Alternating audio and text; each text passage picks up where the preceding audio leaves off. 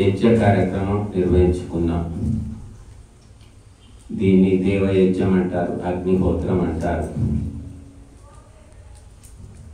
ప్రపంచంలో ఉన్న ప్రాణులు అంటే చీమ నుంచి ఏనుగు దాకా, చేప నుంచి తిమింగలం దాకా అన్ని ప్రాణులు, బీయింగ్స్ ఇంగ్లీష్లో. వీటి పని ఏమిటి అంటే ఆహార నిద్ర భయమైదు నంచ సామాన్యమేతత్.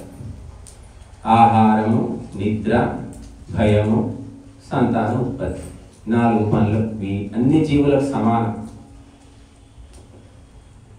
కానీ మనిషికి ఇతర జీవులకు ఏమిటి తేడా అంటే ధర్మము అని చెప్పారు. పశువులు, జంతువులు, మృగాలు మనకు ఏమిటంటే తేడా ధర్మం.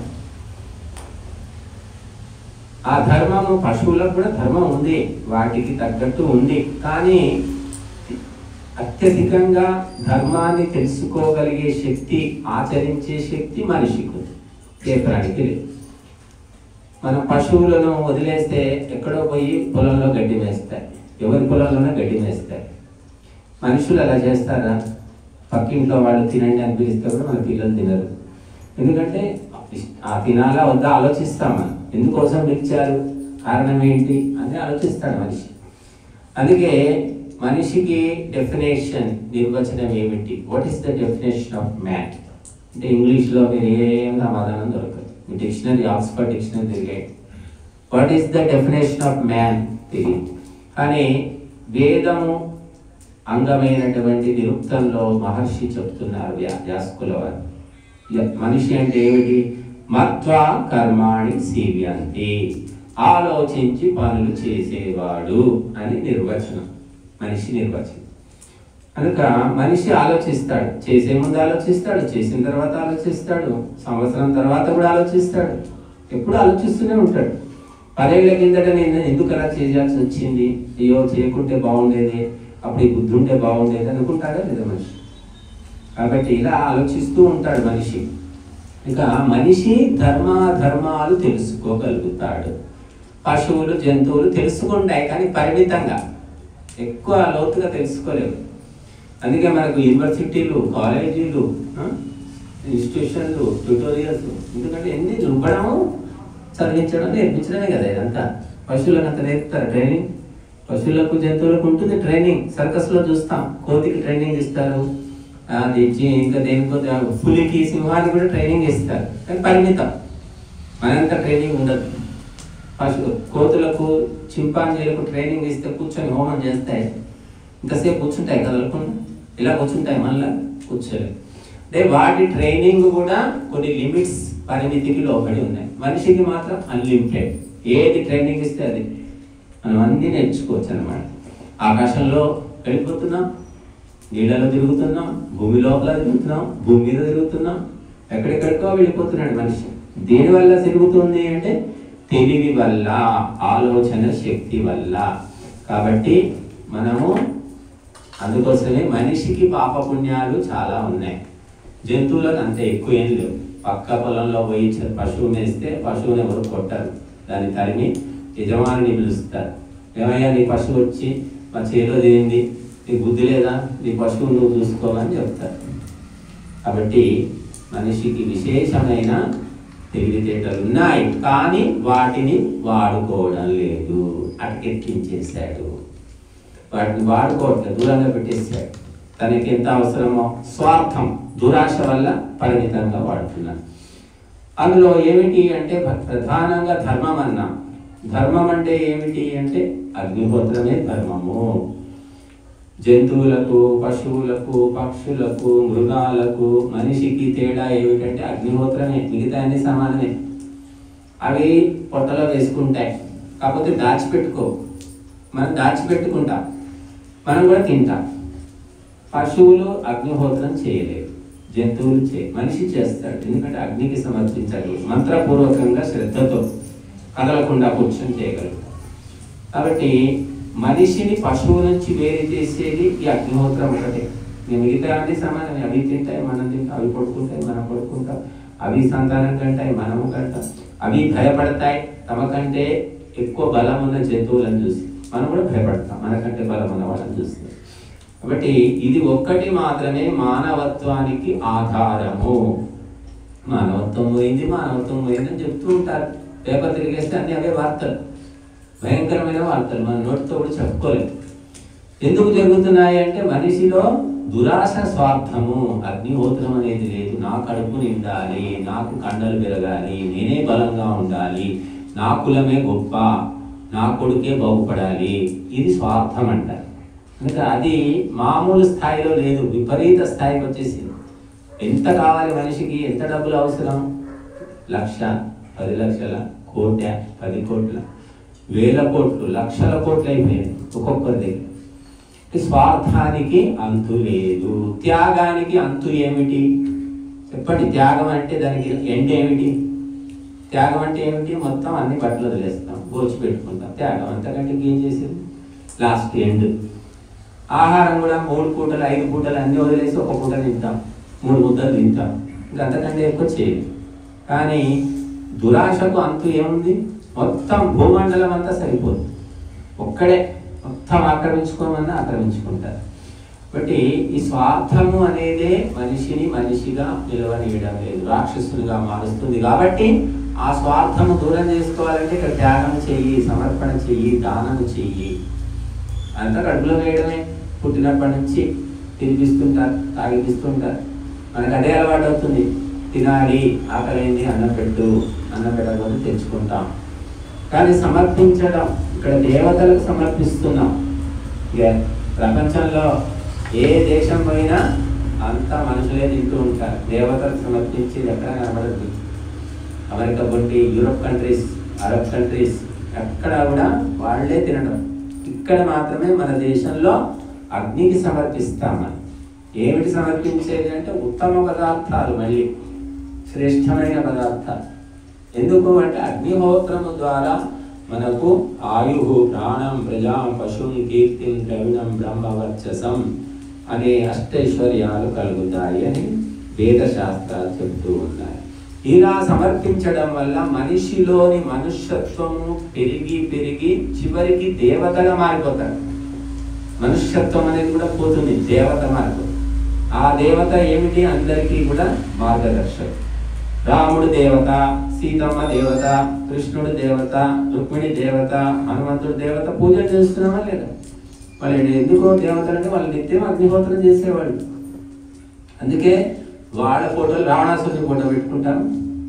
అది కృష్ణుడి మేనమామే కంసుడు. కంసుడు మేనమామ, సొంత రక్త సంబంధికులే. మరి ఆయన ఫోటో పెట్టుకున్నాం చెప్పండి. ఎందుకు అంటే వాళ్ళు త్యాగము కేవలం అగ్నిహోత్రం చేయడమే కాదు, దుర్మార్గులను శిక్షించారు, సజ్జనులను రక్షించారు, సత్య మార్గంలో నడిచారు, మనకు ఒక మార్గదర్శకులు అయ్యారు. కాబట్టి వాళ్ళను దేవతలుగా మనం పూజిస్తున్నాం. మనం కూడా దేవతలుగా మారడానికి, దేవతల్ని పూజించి దయ్యాలుగా మారితే లాభమేముంది చెప్పండి? తల్లిదండ్రికి మొక్కుతాడు, పొద్దున్నే లేచి స్నానం చేసి తల్లిదండ్రి కాళ్ళు మొక్కుతాడు. ఆదివారం వస్తే పాద పూజ కూడా చేస్తాడు. కొడుకు ఎంత మంచివాడని అనుకుంటారు తల్లిదండ్రులు. కానీ వాడు తల్లిదండ్రులు చెప్పింది మాత్రం వినడు. పాద పూజ ఓకే, ఆ తర్వాత పొద్దున్న లేచి మొక్కడం ఓకే, కానీ చెప్పింది వినడు. ఆ మొక్కడం వల్ల లాభం ఉందా? దరిద్రుడు ఎందుకు మొక్కుతావు? చెప్పేది వినది లేదు, చేసేది లేదు, పో అని తిడతారు తల్లిదండ్రులు. 10 సార్లు 20 సార్లు చూశాడు. నువ్వు మొక్కకపోయినా పర్వాలేదు, ఆయన చెప్పిందైతే విను అంటారా లేదా? మనం అదే చేస్తున్నాం, దేవతలకు మొక్కుతున్నాం, దయ్యాలాగా మారుతున్నాం. దేవతల మార్గంలో మాత్రం నడిచేది లేదు. పొద్దున్న పేపర్లు, నిన్న కూడా పేపర్లో ఇచ్చారు, వినాయక నిమజ్జన, వినాయక ప్రతిష్ట మండపంలో ప్రతిష్ట చేయాలి వినాయకుడు. ఊరూరా సందున అందరూ యువకులంతా పాపం డబ్బులన్నీ చందా చేసి వినాయక ప్రతిష్ట కోసం వెళ్ళి ముందే తెచ్చేస్తున్నారు. పెద్ద పెద్ద వినాయకులు 5 లక్షలు, 3 లక్షలు, 2 లక్షలు చేస్తున్నారు. పాపం కర్మ చూడండి ఎలా ఉందో. తీసుకొస్తుంటే ఆ వర్షాలు పడుతున్నాయి కదా, ఆ కరెంటు తీగలు తగిలి షాక్ కొట్టి నిన్న 5 చచ్చిపోయారు, ఈరోజు 3 చచ్చిపోయారు. 8 మంది చచ్చిపోయారు ఒక మన తెలుగు ప్రాంతాలు. ఇంకా మొత్తం దేశంలో ఎంతమంది చచ్చిపోయారో మనకు తెలియదు. ఎందుకు జరుగుతుంది అంటే వినాయకుడి ఎత్తు పెంచుతున్నాం కానీ వినాయకుడి మీద భక్తిని పెంచుకోవట్లేదు. ఎత్తు పెంచుకుంటూ పోతున్నారు, 70 అడుగులు 80 అడుగులు. కానీ నీ భక్తి అంత పెరిగిందా? ఏమీ లేదు, 0. అందుకే దేవుడు శిక్ష వేస్తున్నాడు. కనుక మనము ఈ ఒక్కులు తొక్కులు కాదు, ప్రాక్టికల్గా ఆచరించడం ముఖ్యం అన్నమాట. నువ్వేం ఆచరిస్తున్నావు, ఏం చేస్తున్నావు, నువ్వు ఏ మార్గంలో నడుస్తున్నావు, నీ క్యారెక్టర్ ఏంటి అనేది చాలా ముఖ్యమైనటువంటి దానికే మార్కులు పడతాయి. నువ్వు మొక్కకపో పరీక్షలో చక్కగా అక్షరాలు గుండ్రంగా కుదిరించి రాస్తే మార్కులు వేస్తారు కదా, రాక మార్కులు వేస్తారు రైటింగ్ బాగుందని. కానీ రైటింగ్ బాగుంటే సరిపోదు, సబ్జెక్ట్ ఉండాలి కదా ఆన్సర్లో. నువ్వు ఆన్సర్ రాస్తే సబ్జెక్ట్ లేనిది వాడి నీ రైటింగ్ చూసి ఎన్ని మార్కులు వేస్తాడు? 5 మార్కులు వేస్తాడు, 3 మార్కులు వేస్తాడు. ఉత్త రైటింగ్ తోటి మధ్య పెట్టలేవు, సబ్జెక్ట్ కూడా రాయాలి అక్కడ. అలాగే ఉత్తిగే మొక్కుతాను నేను మొక్కుతాను అంటే దేవుడు కూడా తొక్కుతాడు. ఎందుకురా మొక్కుతావు, నాకు నువ్వు చేసేవాడిని కోతి పనులు దయ్యం పనులు నాకెందుకు మొక్కుతావు, దేవుడు కూడా శిక్ష వేస్తాడు. కనుక మనం భగవంతునికి మొక్కడం వల్ల కాదు, ఆచరణ అంటే బిహేవియర్ వల్ల భగవంతుడు మెచ్చుకుంటాడు, తల్లిదండ్రులు కూడా మెచ్చుకుంటారు, గురువులు కూడా మెచ్చుకుంటారు. బిహేవియర్ అనేది సరిగ్గా లేదనుకోండి వేస్ట్. కాబట్టి మనిషి దేవతగా మారే విధానం ఇక్కడ మన భారతదేశంలో ఉంది, ఇంకెక్కడా కూడా లేదు. కాబట్టి మన ఊరికే మన పొట్ట నింపుకుందాం. 3 పూటలు తినేవాళ్ళు ఒకప్పుడు, అంత కష్టపడేవాళ్ళు. ఇప్పుడు కష్టం పోయింది, పని చేసేది ఎవరు లేదు. కానీ 3 పూటలు కాక 5 పూటలు అయిపోయింది. 5 పూటలు మధ్యలో బఠానీలు, చెగోడీలు, శనగలు, డ్రింక్స్, కూల్ డ్రింక్స్, మళ్ళీ ఇంకా ఏమేమో చిప్స్, ఏమేమో తినేస్తున్నారు. ఇంకా ఇష్టం వచ్చినట్టుగా తిని ఏమవుతుంది, ఫ్యాట్ పెరిగిపోతుంది. ఫ్యాట్ పెరగడం వల్ల ఒబిసిటీ, దానివల్ల నష్టం. కనుక మనం తినడం తగ్గించుకుంటే దానం చేయవచ్చు, హోమం చేయవచ్చు. తింటేనే బతుకుతామనే భ్రమలో ఉన్నారు. ఎక్కువ తింటే ఎక్కువ కాలం బతుకుతారా చెప్పండి, ఎవరైనా గ్యారెంటీ ఉందా? ఎక్కువ తింటేనే తొందరగా చేస్తారు వాడు. తక్కువ తిని ఎక్కువ ఇతరులకు ఇవ్వాలి మనం. కానీ మనం ఉల్టా చేస్తున్నాం అనమాట. ఎక్కువ తింటున్నాం, తక్కువ. పండగ రోజు కూడా మనం వండుకొని తింటున్నాం. పక్కింటి వాళ్ళు చేసుకున్నారో లేదో పాపం, వాళ్ళ ఇంట్లో పరిస్థితి ఏముందో ఇచ్చేవాడు ఎంతమంది ఉందా? తక్కువ. నాకే సరిపోతుంటాడు. ఎప్పుడు చూస్తా తలుపులు కిటికీలు పెట్టుకుంటున్నారు, ఎవరికి వాళ్ళే తినేస్తున్నారు. ఎవరో తక్కువ మంది ఉంటారు పక్క వాళ్ళకు కూడా ఏదో చేసుకున్నాం కదా మనం పంపిద్దామని చెప్పి ఆలోచించేవాడు. ఈ స్వార్థం వల్ల ఏమైంది? బీపీ, షుగర్, హార్ట్ ప్రాబ్లం, ఇంకా ఏవో రోగాలు ఉన్నాయి కదా, 5-6 రోగాలు. ప్రతి ఇంట్లో పీడనొప్పులు, కాళ్ళనొప్పులు అయితే సమానం. ప్రతి ఇంట్లో అందరికీ రోగాలు ఎందుకు వస్తున్నాయి అంటే స్వార్థము, దురాశ పెరిగిపోయింది. అరగకపోయినా సరే తినడం, టాబ్లెట్లు వేసుకోవడం. అందరూ, ఒక్కరు ఇద్దరిని కాదు. కాబట్టి ఈ స్వార్థము పోవాలి, పరమార్థం రావాలి అంటే అగ్నిహోత్రం చేసుకోవాలి, సమర్పణం చేయాలి. చూడండి, మనం నెయ్యి పోస్తుంటే అగ్ని మండుతుంది, నెయ్యి పోయకుండా ఉంటే కాసేపు ఆగిపోతుంది. మనలో కూడా దైవీ శక్తులు ఉంటాయి, డివైన్ పవర్స్ అంటాం. మనం రోజు హోమం చేయడం, దానం చేయడము, సేవ చేయడం చేయండి, మనం కూడా దేవతలు అంటారు. అవేమీ లేవు, ఊరికే తినడం, సంపాదించుకోవడం, తినడం. ఏమైనా రాక్షసులా మారిపోతాడు. రాని మొక్క మన ఇంటికి ఎందుకు పోతాయి, ఎవడ తిల్లి కూడా బిచ్చం పెట్టాడు, వేస్ట్. కనీసం చాయ్ బొట్టు కూడా పోయాడంటారు, పేరు వస్తుందట. తిల్లికి బిచ్చం కూడా పెట్టాడు, మన ఇంటికి పోవడమే వేస్ట్ అయ్యా. ఇంకోటి ఉంటాడు, వాడు తిండి ఏం పెట్టాడు కానీ కనీసం మన ఇంటికి పోతే మాటన్నా మంచిగా మాట్లాడతాడయ్యా, నీకు పెట్టాడు ఏమి ఇవ్వడు కానీ మాటన్నా మాట్లాడతాడని అది వస్తుంది. కాబట్టి మనిషి స్వార్థము. ఇంకా స్వార్థము నశించాలంటే నువ్వు సమర్పించు, పొట్టలోకి కాకుండా కుండంలో సమర్పించు. అప్పుడు అగ్ని ప్రజ్వరిల్లినట్టుగా నీలో దివ్యశక్తులు, దేవతలు కూడా ప్రకాశిస్తారు. కనుక ఈ పాఠము నేర్పడానికే ఈ అగ్నిహోత్రం. అందుకే ఇక్కడ బూడిద, చివరికి ఏం మిగులుతుంది? బూడిద. మనం కూడా వచ్చేటప్పుడు ఏం చేస్తాం? బూడిద కూడా తీసుకురాం, ఖాళీ చేతులే. పోయేటప్పుడు మాత్రం చేతి నిండా తీసుకుపోతామా? ఏమీ లేదు, బూడిద ఒక 4 కిలోలు బూడిద ఇచ్చేసి వెళ్ళిపోతాం, అంతే. మనిషి బతికి ఏంటంటే వచ్చేటప్పుడు ఖాళీ చేతులు, పోయేటప్పుడు బూడిద కుప్ప. ఇదే మనిషి జీవితం. అది చెప్తుంది ఇక్కడ అగ్నిహోత్రం. బూడిద కుప్ప పాఠం ఏం చెప్తుందంటే, నీ బతికింతేరా నాయన, గుర్తు పెట్టుకొని ఒళ్ళు దగ్గర పెట్టుకొని మెలుగు, కొమ్ములు ఇసరకు, పొగలు చూపించకు అందరితోటి ప్రేమగా వినయంగా ఉండని చెప్తుంది అగ్నిహోత్రం. కాబట్టి ఇది మన మహర్షులు, దేవతలు, త్యాగులు, తపస్సులు, ఋషులు నడిచినటువంటి పరంపర. నీకు జపాన్ పోండి, జర్మనీ పోండి, అరబ్ దేశాలకు పోండి, కువైట్ పోండి, లండన్ పోండి, ఎక్కడ పోయినా హోటళ్ళు, రెస్టారెంట్లు, బార్లు తప్ప అగ్నిహోత్రం మీకు ఎక్కడ కనబడదు. అగ్నిహోత్రం పక్కన పెట్టండి, ఉచితంగా అన్నదానం చేస్తామా? ఎప్పుడో ఊళ్ళో చేస్తారు, ఇంటి దగ్గర చేస్తారు, వినాయక మండపాల్లో కూడా చేస్తూ ఉంటారు. కానీ ఎక్కడైనా ప్రపంచంలో అన్నదానం చేసే విధానం ఉందా? చూడండి, మీరు ఎక్కడ ఉండదు. వాడు వండుకొని వాడే తింటాడు. అసలు అన్నమే వండుకోరు విదేశాల్లో. రొట్టెలు, బ్రెడ్, 50-60 టైప్స్ ఆఫ్ బ్రెడ్ ఉంటుంది. బ్రెడ్ తింటారు వాడు.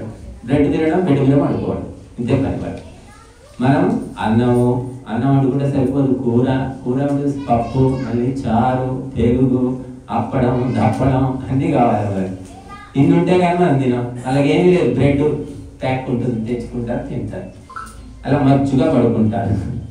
మనమేమో అన్నదానం చేస్తాం. కరోనా వచ్చినప్పుడు ఎంతోమంది అన్నదానం చేశారు. ఎందుకంటే పాపం చాలా మంది ఇబ్బంది పడుతున్నారు, అడగకుండానే చేశారు. అది మన దేశం యొక్క త్యాగ పరంపర. ఇది తగ్గించుకుంటే బుద్ధి పని చేస్తుంది. గుర్తు పెట్టుకోండి, ఎవరు బాగా తింటాడో వాడు మైండ్ పని చేయదు. ఎవడైతే బుద్ధితో ఆలోచిస్తూ పని చేస్తాడో వాడికి తినడానికి కూడా టైం ఉండదు. చూడండి, సోమరిపోతుకి ఏమో 3 పూటలు తింటూ వాడు పడుకుంటాడు. కష్టజీవికి ఆ ఒక్క పూట కూడా తినడానికి టైం ఉండదు వాడు. మీరు గమనించండి జీవితాలు. కాబట్టి బుద్ధి పని చేయాలి అంటే మనం తక్కువ ఆహారం తీసుకోవాలి. అప్పుడు మైండ్ యాక్టివేట్ అవుతుంది. 3 పూటలు 30 తిని చేసేది ఏమీ లేదు, ఆలోచించేది లేదు, పని లేదు. అప్పుడు ఏమైపోతుందంటే పెద్ద బుర్ర వస్తుంది, బుర్ర పని చేయదు, పేషెంట్ అయిపోతాడు. కాబట్టి మనము త్యాగ భావన ఉన్నంతలో ఇవ్వడం, లేనిది ఎవడిస్తారు, ఎవరు ఇవ్వలేదు. అది మనం 10,000 సంపాదిస్తున్నాం, 20,000 సంపాదిస్తున్నాం, అందులో 10% అని చెప్పారు. 10% అంటే 20,000 అంటే 2,000 తీసి ధర్మ కార్యాలకు వాడుకో అని చెప్పారు. లేకుంటే ఏమవుతుంది అంటే 20,000 కూడా దేవతలు లాగేసుకుంటారు. ఏదో రోగం వస్తుంది, యాక్సిడెంట్ వస్తుంది, లేదా ఆపద వస్తుంది, ఆ కూడబెట్టిన డబ్బులన్నీ స్వాహ ఇక్కడ పోతాయో తెలియదు. అందుకే నువ్వు మర్యాదగా బుద్ధిమంతుడు అయితే నువ్వు సంపాదించిన దాంట్లో 10% తీసి దేవతలకు ట్యాక్స్ కట్టేసే. అప్పుడు మిగిలిన 90% నువ్వు సురక్షితంగా వాడుకోగలుగుతావు. నువ్వు ఆ మొత్తం నాది అనుకుంటే ఏమవుతుందంటే ఈ 90% డబ్బు కూడా మాయమైపోతుంది. అందుకే మరి హాస్పిటళ్ళు ఎక్కడ చూసినా పెరుగుతూ ఉన్నాయి. కాబట్టి మనము అగ్నిహోత్రం యొక్క గొప్పతనము తెలుసుకొని మనము సాధ్యమైనంత వరకు చేస్తూ ఉంటాం. కనీసం ఆవు నెయ్యి దీపమైనా పెట్టడానికి ప్రయత్నం చేయాలి. తింటాను అంటే ఆ ఆహారమే విషమైపోతుంది, ఆ ఆహారమే మృత్యువైపోతుంది. కాబట్టి మనం తక్కువగా తిను, తక్కువగా మాట్లాడు, ఎక్కువగా విను, ఎక్కువగా తినిపించు. అప్పుడు మనము దేవతల్లాగా చిరకాలము ఆరోగ్యంగా జీవిస్తాం. కాబట్టి అగ్నిహోత్రము చేసుకోవడం అనేది ఎంతో పుణ్యకార్యము. కొంతమంది సంస్కారవంతులే చేయగలుగుతారు. డబ్బుంటే జరగదమ్మా. డబ్బున్నవాడు దానం చేస్తారా? దాన బుద్ధి ఉన్నవాడు చేస్తాడు తప్ప ధనం ఉన్నంత మాత్రాన్ని చెయ్యదు. కాబట్టి ఈరోజు అశోకు, శ్యామల కదా దంపతులు ఈ అగ్నిహోత్రాన్ని నిర్వహించుకున్నారు. ఆ రాముడు లంకకు వంతెన కడుతున్నాడు. అందరూ వచ్చి సహాయం చేస్తున్నారు, వానరులు, నరులు అందరూ కూడా. అప్పుడు ఒక ఎలుక గారు ఉడత వచ్చి ఇసుకలో బొర్లి దులుపుతుందట.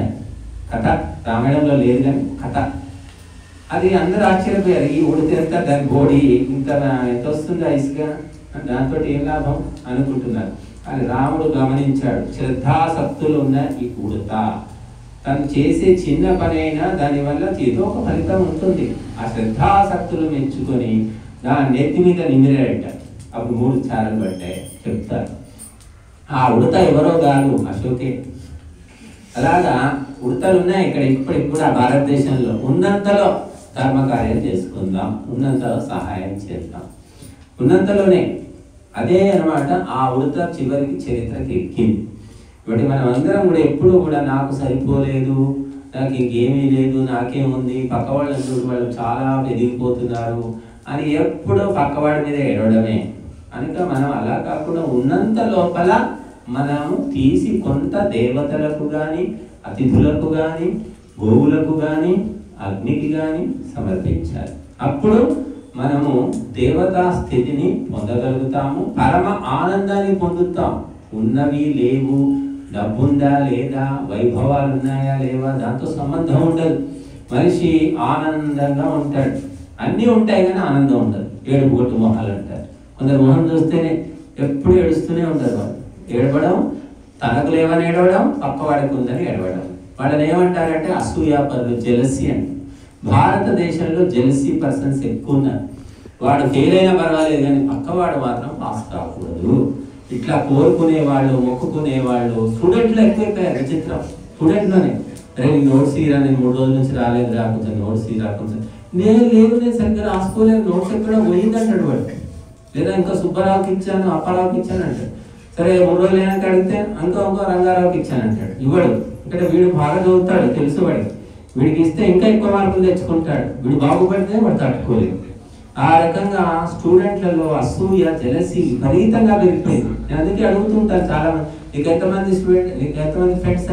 ఎవరు లేరంటే 2-3 ఉన్నారంట. ఎందుకంటే ఆ 2-3 మెయింటైన్ చేయడం కష్టం. అందరిలో అసూయ, ద్వేషము, పగ, ప్రతీకారము ఇటువంటి భావనలు, దైవ భావనలు పోయాయి. కాబట్టి దైవిక భావనలు రావాలంటే దివ్యమైన కార్యక్రమాలు చేయాలి, సత్సంగం చేసుకోవాలి, భగవంతుని చింతన చేసుకోవాలి, పరోపకారం చేయాలి. కనీసం ప్రపంచానికి మేలు చేయకపోయినా మన ఇంట్లో మన అమ్మ ఏం చేస్తుంది, మన నాన్న ఏం చేస్తున్నాడు, వాళ్ళు కష్టపడుతున్నారా, ఇక్కడి నుంచి వస్తున్నాయి ఏమిటి ఆలోచించి ఇంట్లో సహకరించినా కూడా ఒక పుణ్యమే. నన్ను అడిగితే నా చదువు నేను చదువుకుంటా, నాకేం పనిలేదా, నాకేం చెప్పొద్దు అని కొంతమంది అంటారు. చదివి వాళ్ళు గొప్ప కలెక్టర్లు అయితే మంచిదే. కనుక అన్ని పనులు మనం సహాయం చేస్తూ జీవితంలో ఉన్నతి కోసం ప్రయత్నం చేయాలి. వాళ్ళు గొప్పవాళ్ళు. కాబట్టి మరి ఈ అశోక్, శ్యామల, అలాగే ఈ బాబు ఏం పేరయ్యా, జశ్వంత్, మేఘన, వీళ్ళు మరి తోడల్లుడు, వీళ్ళందరూ కూడా ఆరోగ్యాలతో వర్ధిల్లాలి. భగవంతుడు వీరిని అనుగ్రహించాలి. ఇంకా ఎక్కువ మొత్తంలో పెద్ద ఎత్తున చేసే శక్తిని భగవంతుడు, శక్తిని, సంకల్పాన్ని ఇవ్వాలని కోరుకుందాం. ఓం నమస్తే.